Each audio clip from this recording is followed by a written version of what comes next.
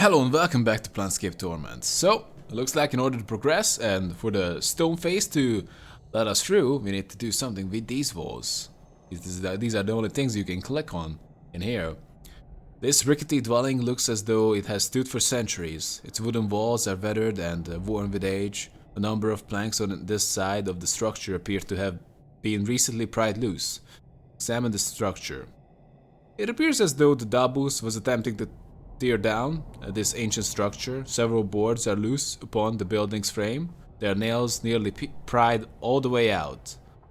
Use the hammer to nail the boards back into place. You hammer the boards neatly back into place, taking a step back to examine your handiwork. You notice that, strangely enough, the building no longer appears quite as old as it did at the first glance. So, perhaps that is. And there's one just like that over here. Not easy to find though. So you need to click on it here and not anywhere else. So anyway, Nameless One. This dilapidated structure seems on the verge of collapse. Several boards have recently been nailed into place to reinforce the sagging building. Examine the structure most closely. This kind of looks like the same thing. It appears as if the Dabus was in the process of repairing the building. Several newer and sturdier boards have been nailed into the place over the old ones. With the right tool, it may be possible to reverse the repairs. Use the pry bar to loosen the boards. If there's one tip I can give to anyone playing this game, it is that never lose your pry bar. Yeah, let's go with that. Use the pry bar to loosen the boards. One by one you pry loose the fresh boards from the face of the building. As the last board comes free, the building emits a loud groan as it weighs, shifts unsteadily upon its now unsupported frame. That's it? I'm never losing those hammers and the pry, well, the hammer and pry bar again. Just in case, you know, we need to be an engineer. Well, I wouldn't really say I'm an engineer. I have no idea why I needed even that. Up the pry bar and the hammer for that. I could have just smashed it. Like smashed it big time. That would have worked, right, wouldn't it? Done. Face? As you approach the stone face, the various ambient sounds of the alley once again assault your ears, and through them the voice speaks. You have returned. I have reversed the repairs as you have asked. Yes, all is in order, I'm grateful. Again the wind begins to blow around you, this time with a fierce intensity. The omnipresent sounds of the alley begin to increase in volume until the soft murmur of the voice is nearly drowned out by the ensuing racket. Now you must go. The vision begins. The way is now open to you. Well then. The stone face before you begins to transform once again. Its mass shifting and roiling as you look on.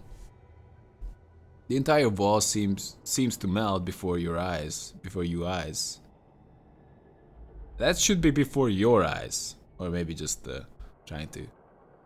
Anyway, exposing a narrow passageway beyond, the ground underfoot suddenly begins to rock violently, and the soft sighing of the wind intensifies to a more urgent, almost human-like moaning. You can hear the sounds of crashing stones and snapping boards all around you as you dash into the passageway. Updated my journal. Ooh, you're going in.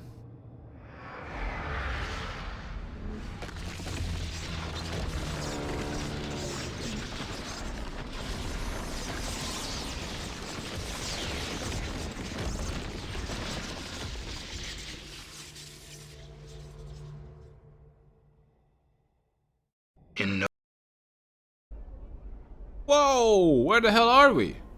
It's like one guy's gonna come over and tell us. You here, sir? You look like you might be interested in some fine cuisine? That's what he said. Ratman! What the hell? Is this the one? That's cool, ain't it? It's what he wants. Grab it. Hey, let's go, me. Help. Whoa, whoa, whoa. I'm gonna help with that. Whoa, they're making a run for it. We're going to make a run for it as well.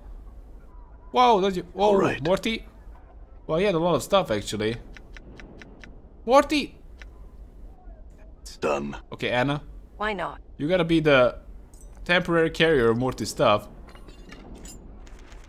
I'm pretty sure that... Oh, he had this special teeth as well. I'm pretty sure that we can't catch up to them. All right. That's just how it works every time. Might as well just make sure that we actually have the stuff. Looks like they made a run for it. Oh, and this place has a marketplace, of course. Kina? Alright. Morty, we don't really care about you. Sebastian? Vorten? Hey. Hey, Vorten. You see a Harmonium officer. He gives you a bored look as you approach. Greetings. He gives you a bored look. Greetings, citizen. Azure Free Vorten at your service. I have some questions. Besides, I don't mean to be rude, but I'm on duty and have no time for questions. He pauses. If you would like information, go to Ab Creekness. Ab Creekness? That's the guy in the... Who's Ab Creekness? He's an old friend of mine. I think he considers himself to be a toot now. So he can give you the chant concerning just about anything. Where do I find him? He thinks for a moment. Last I heard, he pretty much set himself up in the Smoldering Corpse Bar. You can find him somewhere down in the hive. Thank you, farewell. That's not too useful. You just told me to... Done. Oh, lower ward townsperson? Done. Well, we should talk to one of these. She seemed to have a very weird legs. You see a young woman with pale yellow skin. As you approach her, you notice that she has small pustules scattered along the exposed areas of her skin. Greetings? She quickly glances at you and frowns.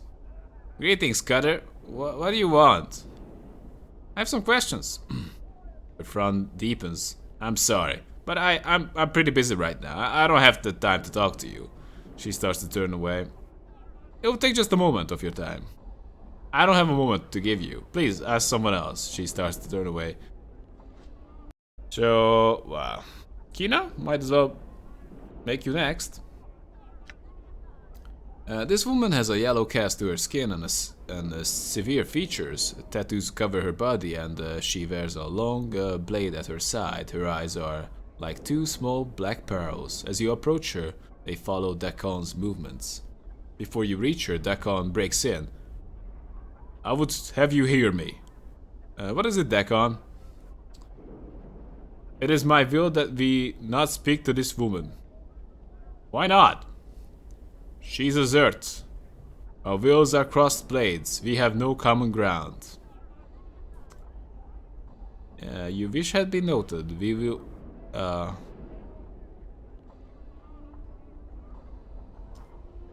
Then do not speak to her? As you approach, she ignores you entirely. Dakon gives her a slight bow. What? Which she ignores entirely. She loosens a string of harsh words at Dakon, and he replies in a level tone. This only seems to infuriate her. Dakon, will you translate for me? He need not translate for you. I will tell you, you're a human, wearing a shirt of scars and blood, unfit to hear the words of Zertimon. You walk in the shadow of a pariah, yet he has persuaded me to allow you to hear me speak. I would know your will. I just had a few questions.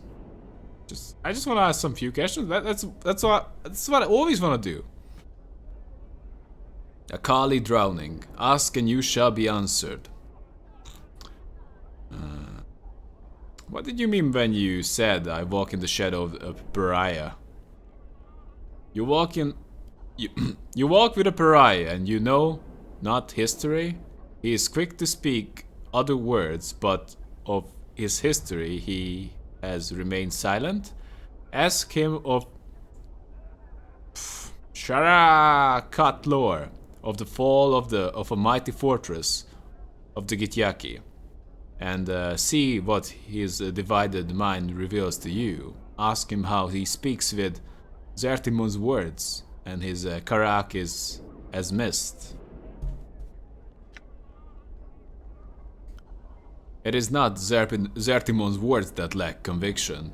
It is their echoes that have been distorted. There is no doubt in how Zertimon's mind is spoken. Generations of Zert are as Rakma's Javel of one mind on this matter. Your stance carries with it a divided mind. The doubt is yours, an echo cast from your own faithlessness. Your words speak not the mind of Zertimon. They are shaped of angles and hate, as if molded from Git mind itself. You shall live the dead. You shall lie with the dead of Sharakat lore in the shifting chaos, for you see all with Vilquar's eye. Your mind is divided, your Karak weak. Whoa, they want to kill each other? Stand in the way of the blades. As if sensing your intent, the Dakon speaks to you without breaking the gaze he holds with Kina. Hold fast, and do not stand in the way of our blades. I don't mind you. Well, I just don't want you to die or get seriously injured. Let it go, Dakon.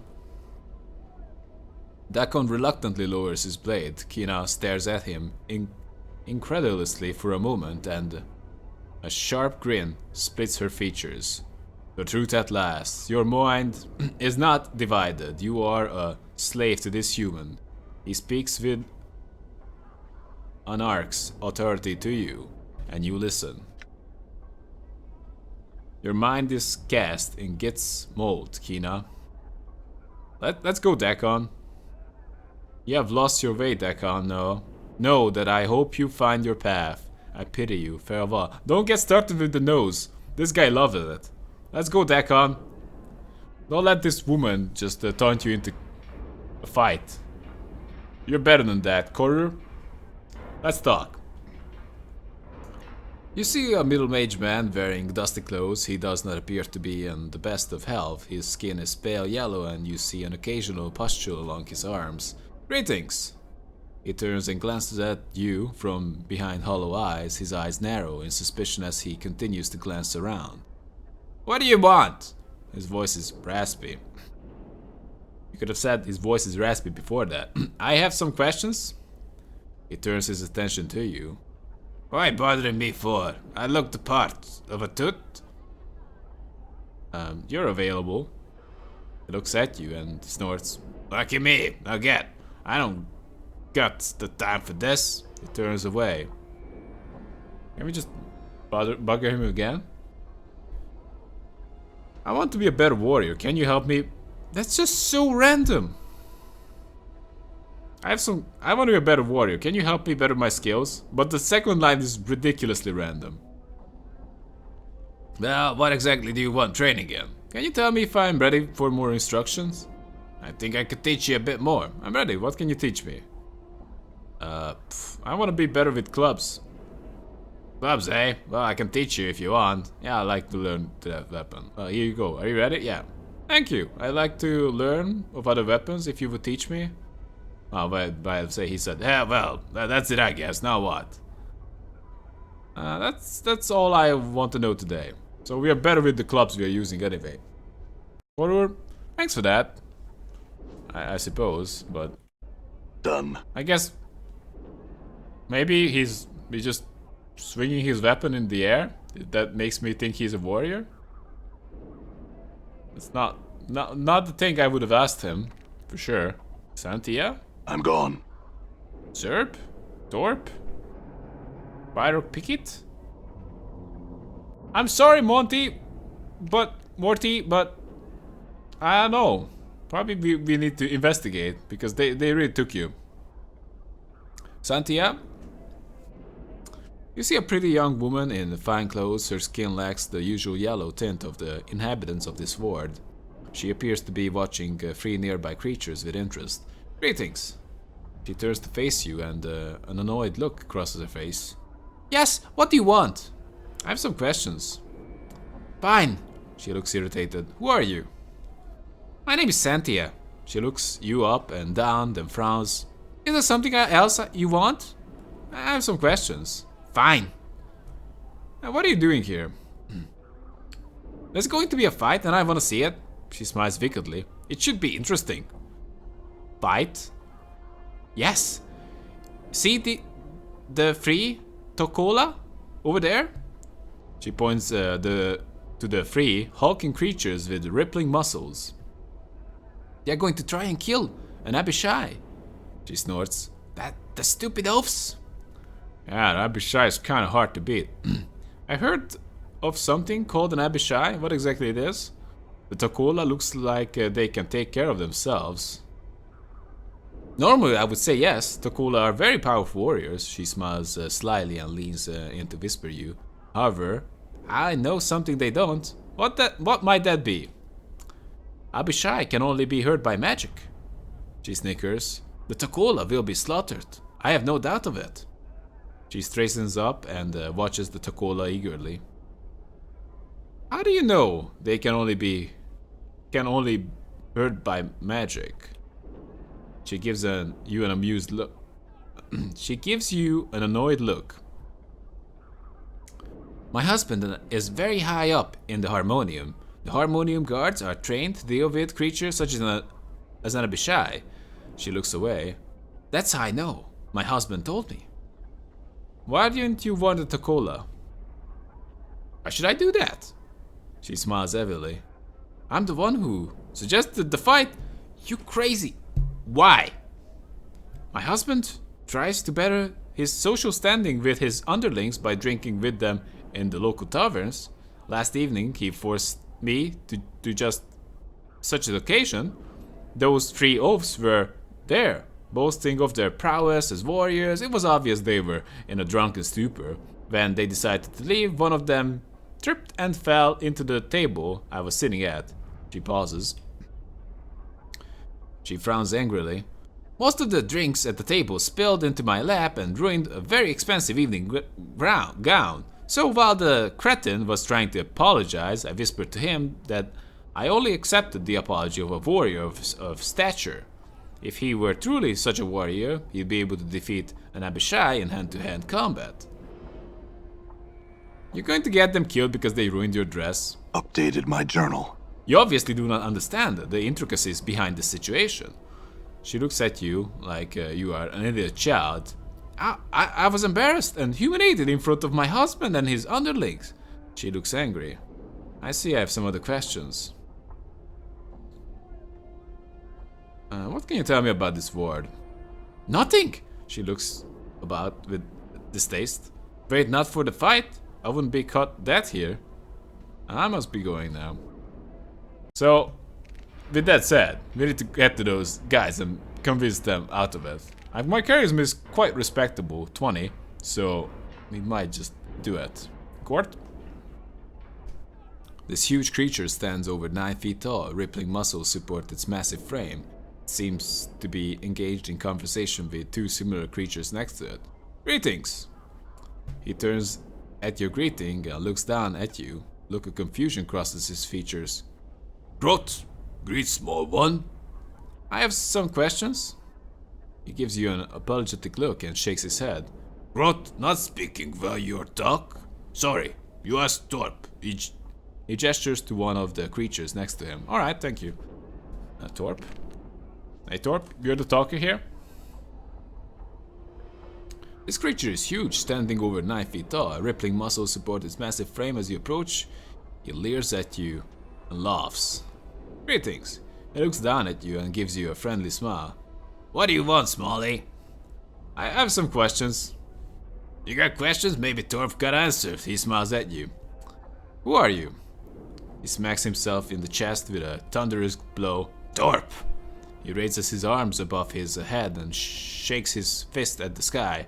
Mighty warrior is Torp. All Tokola are mighty warriors. He places his fist on his hips and glares at you. Who are you? I don't remember my name. Well, I don't really want to bring that up, so I'm just gonna say I'm Adan. I'm Adan. It would be funny if it turned out Adan is actually my real name. He thinks for a moment and nods. That's a good name for a small A. Nice ring to it. Torp-like. I have some other questions. You got question maybe? Torp got answer. He smiles at you. Now what are you doing here? He barks out a laugh and smiles at you. Torp here with friends. He gestures at the nearby Takola. We're gonna brash a flying lizard. Then he lets out a roar and begins to pound his chest with fists the size of hams. Flying lizard? He nods his head and begins to make crawling motions. Lizard, you know, but it fly. He begins to flap his arms like a huge misshapen bird. Eventually he settles down and looks at you expectantly. You mean a dragon? He snores and raises to his full height. Torp good, but he's not that good. Someday Torp want to brash dragon. He stares off into the distance with a longing expression that sighs. But this not the day. Well, if it's not a dragon you are talking about, then what is it? Torp not remember what Xantia call it. He pauses to think. A lizard, tall as Torp. Walk on back legs, got wings, got claws, red in color. Think she says they called Abishai? He pauses, then shrugs. I've heard of something called an Abishai, is that what you mean? Updated my journal.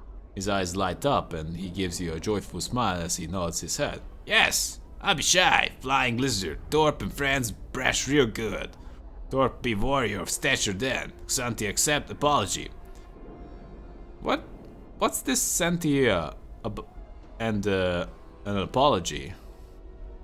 Torp take friends to tavern last night. Torp got stinking drunk. Following Xantia's table, spilled drinks all over her.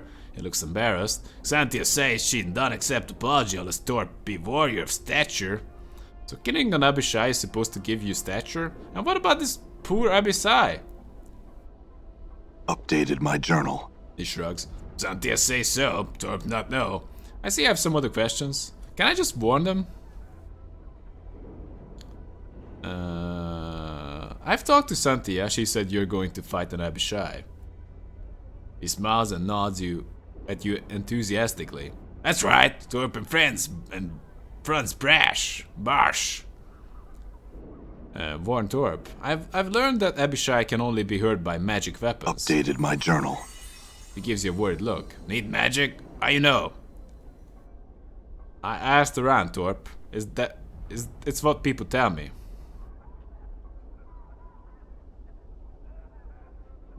I don't know. What would he accept more? A lot of people's opinions on the matter, or point of view on the matter, or knowledge on the matter, or Xantia's. I'm just going with a lot of people's. I talked with all of them. They say magic. You need magic. Torp not have magic. Friends not have magic. We die if we brash Abishai. He sighs. Torp not be warrior of stature. Xantia not accept apology. You're willing to risk your life for the honor of a lady, Torp. Only a warrior stature would do that. He stares at you blankly for a moment, then a huge smile appears on his face. Really? Torp and friends now have a stature? Yeah. Yes, consider Xantia's honor to be satisfied and the apology accepted. Torp, thank you. You save life. You save life of friends. He turns to the other Takola and speaks to them hurriedly. After a moment, all three bow to you and each hands you a pouch of coins. Wow, thanks! Thanks, guys. He smiles. You good friends. You deserve. I must be going. Farewell. You guys gonna go? No, they're not going. Biron Pickett? You wanna be the next? You see a well-dressed middle-aged man. He seems to be scanning the crowd with a practiced eye. He notices you approach and gives you a quick once-over. Are you a thief? Greetings. He smiles at you and gives you a barely perceptible nod. I am Byron Pickett, moneylender. May I help you? Moneylender. It's a loan shark. He nods again. Yes, I cater to the needs of merchants. Want to start a business? Keep one afloat that's down on its luck? Or perhaps expand the business? In either case, you come to me for the funds. He looks you up and down. I doubt that you are a merchant, sir. So what can I do for you? I'm a merchant. I have some questions. Actually, I'm a merchant. He smiles and looks away for a moment. A merchant of death, maybe, but not the kind I do business with. He frowns. If you insist on monopolizing my time, please come to me. Please come to the point of this visit. Can you tell me about your business? He frowns and shakes his head. No, I see no reason to. He looks you up and down. You're obviously not someone I conduct business with. I think you should leave. He looks away. I have some questions. He sighs. Well, make it quick. I'm missing a skull. Know anyone who would want something like that? Wow, that's... Yeah, we could have some business here. He shakes his head. Really? He sighs and looks away for a moment. I can assure you that your skull is beyond recovery. Forget it. Find replacement. No. There's no replacement for Morty. Why? Because it is likely that your skull is in the possession of the Master of the Bones, Lothar. If that is indeed the case, then it is gone. He shrugs. Where can I find this Lothar? He pauses for a moment. I have reasons, quite good ones, I can assure you, not to point anyone toward Lothar. Now pike it, sod. He turns away. Maybe we don't know where Lothar is, but we do know that Lothar could have it. And we might just find Lothar on our own. But we're definitely closer to finding Morty. Because I'm not gonna abandon you, Morty. Even if I got "Don't trust this quote" tattooed on my back. Or not even tattooed, but carved in my back. That's gotta be that's gotta be painful. You see an older man in elegant robes. He has bright eyes and a warm smile. He gives you a side bow as you approach. Good day, Cutter. I'm Sebastian. How may I serve you? Greetings. Greetings to you as well, Cutter. He stops in mid-sentence as he notices your scars. You see his eyes travel along them as his eyebrows arch in surprise. He returns his gaze to you. I was about to ask what I can do for you, but there is no need. I think I see why you came to see me, Cutter. What? Are you trying to say that you can help me with these scars? Oh, I clicked on the wrong one. His smile... I have some questions. His smile broadens as he gives you a slight bow. Ask away, Cutter. Who are you? I'm Sebastian. A mage of sorts. I do contract work for those who can meet my price. What kind of work? He gives you a slight smile and then shrugs his shoulders. Confidential work, Cutter. I'm known for my discretion and getting deeds done. Perhaps come to me with quests. If I can perform them, I'll do so. If I cannot, I don't. In either case, I keep silent. You hesitate to use the word mage. Why? Maybe he can teach us about magic as well? He nods his head. Yes, I'm not a mage, Cutter, but I perform the art in my own way. I have forsaken the normal studies of magic and followed my own path. He pauses and shrugs his shoulders. It is easier to call me a mage than to argue the point. What kind of work do you do? Oh, we already asked about that. But what's going on around here? He looks at you suspiciously. What do you mean, Cutter? He looks around and spreads his arms as if it to encompass the whole ward. Life, Cutter. Life as usual, nothing more. Alright, I do have some other questions.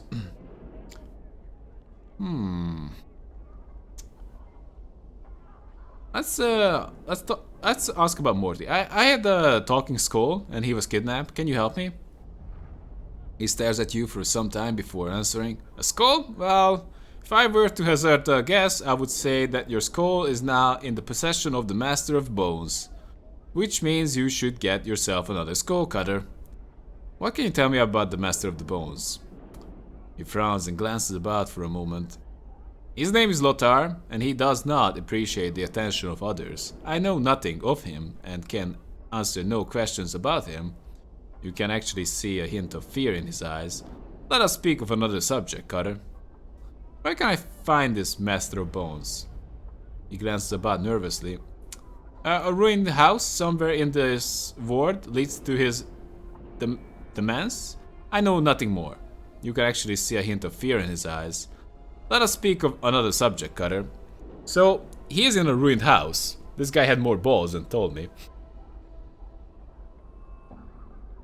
Very well. Another question. So how about that tattoo? Can you help me with that? Scars. I got an impression that you can help me with my scars. He smiles at you and shrugs his shoulders. Perhaps, Cutter, perhaps. He leans forward and begins to examine your scars carefully. He runs a finger along several of them, mumbling to himself. Finally, he looks up to you. Yes, Cutter, I can help you. I cannot cure you, but I can alleviate the worst of your condition. And your price? Aye, the price. He begins stroking his chin and stares at you. You get the impression that you're being weighed somehow. He seems to come to some sort of decision. I have a job that I think you could perform. Go on. I have signed a contract with a certain creature. I'm no longer able to fulfill the contract. It is beyond my abilities. However, the creature will not release me from the contract. Instead, it has threatened me with death unless I fulfill the contract. Let me guess, you want me to solve this problem for you. He sighs. Yes, I cannot do it myself. My reputation demands that I fulfill the contract or face the consequences. I'm at your mercy in this regard. Will you help me? What kind of creature are we talking about? An Abishai named Grosuk, Cutter. He pauses to gauge your reaction. I know this is a difficult task, but one I think you can handle. Also, the reward I offer you is great. He gestures at your scars. What were you contracted to do? He shakes his head. I cannot reveal that information, Cutter. I am magically bound not to. That is why people come to me. They know that if I accept a contract, it will be handled with discretion. What kind of Well, I see an interesting proposal. He looks at you hopefully. Will you do it, Cutter? Yes, give me the details. Updated my journal. He smiles at you and gives you a sigh of relief. Thank you, Cutter. The creature is an Abishai named Grasuk. You will need a magic weapon to cause it any harm, so check with some of the shops if you do not own one. A spellcaster can harm it as well. Grasuk can be found to the east, beyond the siege tower. Siege tower? Yes, over beyond the market. Damn thing just appeared one day, several years back. No one knows why, and no one seemed to be able to get inside it to find out. I see I have some other questions. Looks like that's it. I must go. Farewell. Okay, we are making some progress here. Harmonium officer. Done. Interesting. Wow, I'm can gone. we go that way? Door is locked. What are you guys saying? Right. Anazi? Should I pronounce it some way other else? Anazi or something like that. You see a sickly Gitzerai woman. She's hunched and bent, and her constant coughing is obviously a source of pain to her. She holds a handkerchief that is particularly soaking with blood, tissue, and phlegm to her face. She spies you and hisses. Hisses?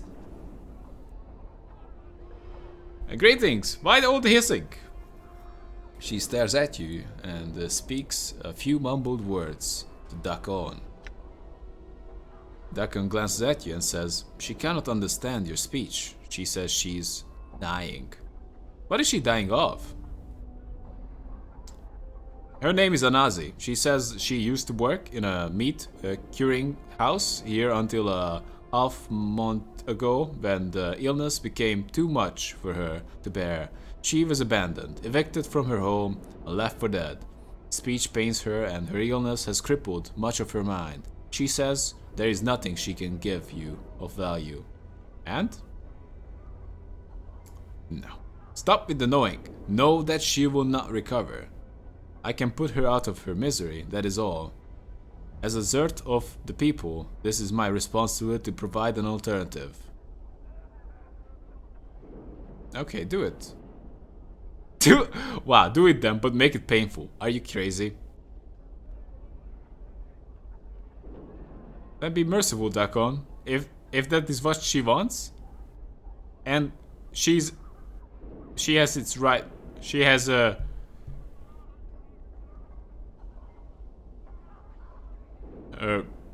right mind. Like she can think clearly. Then perhaps, but I don't know. I think, wow, that is a very, very important topic. So I believe that is not something you should make on a whim. So if you like choose to do that, like for example, you're sick, you're never gonna get any better, you're in pain, and you shouldn't just choose to like off yourself like one day, or like talking about like how's it called? Like not about suicide, but like well, it's suicide in a way, but you know, like sick, never gonna get better, and just like having a really bad life. Even if that, like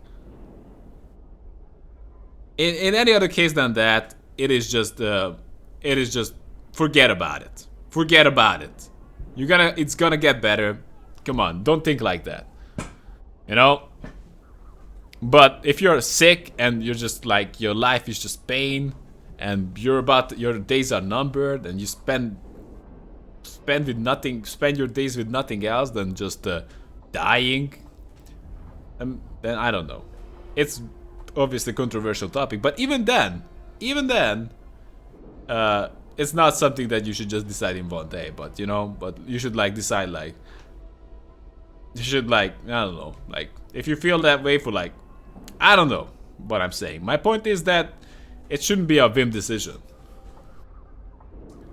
And I'm not so sure. She might get... I don't like saying that do not do it. We have other tasks. Like, we have not time for that. No, if that is what she wants and that is their culture, I would really understand culture, you know, in this way. Because fuck ritual suicide, but she will not recover. I'm like, she's sick.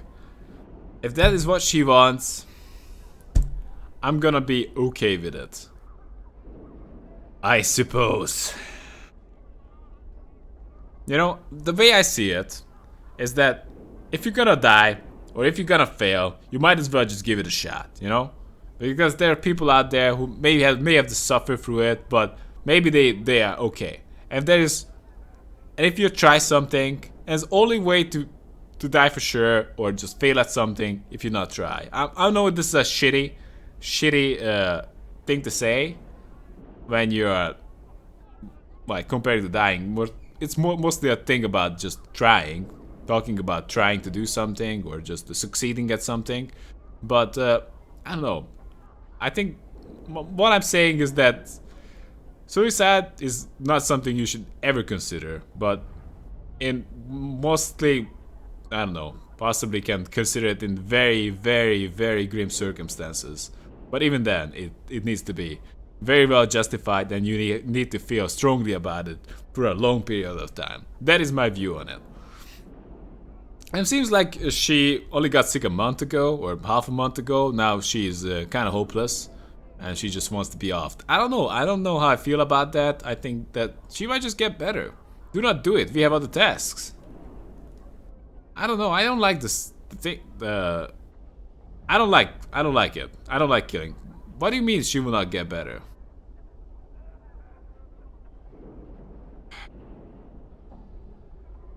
I don't know. I try to be understanding, but what do you mean she will not recover?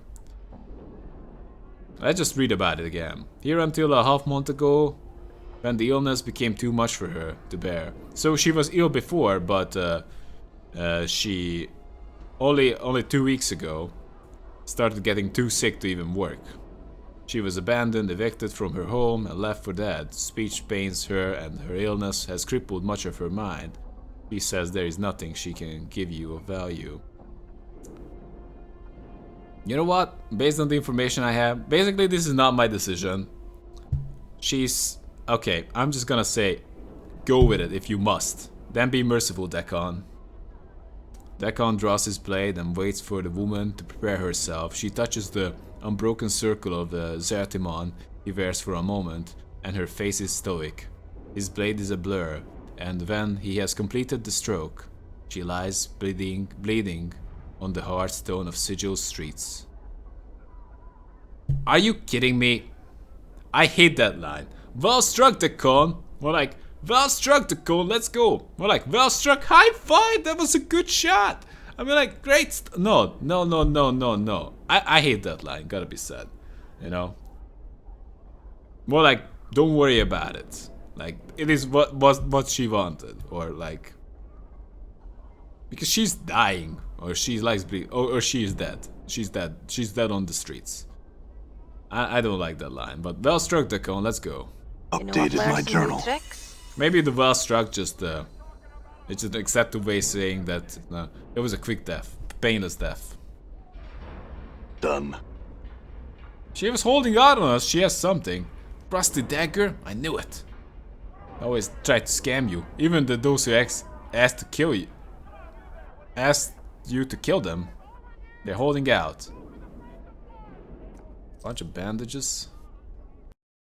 So, siege tower. I was told about that. We also need to look for a Chimean? What is this? Oh, slaves. Of course. We need slaves. Can we buy one? How much? How much for slaves? The man has a rough, leathery skin with a pale yellow cast and gaunt features. His face is angular, his nose is small and highly placed, and his ears taper to points.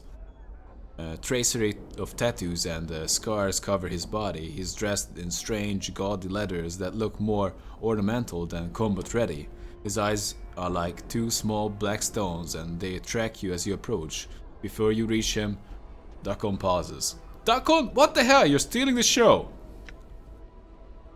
I would caution you against speaking to this Githyanki. Why? No, they are the sworn enemies of the people. If we share words, we shall bear steel. Okay, we'll let it go. Let's go.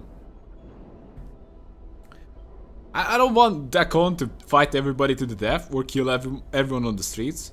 As you turn away, the Githyanki, who has been watching you all this time, calls out to you. Do you turn your back on me, Dakon, who wails on the walls of Sharak Talor? You will face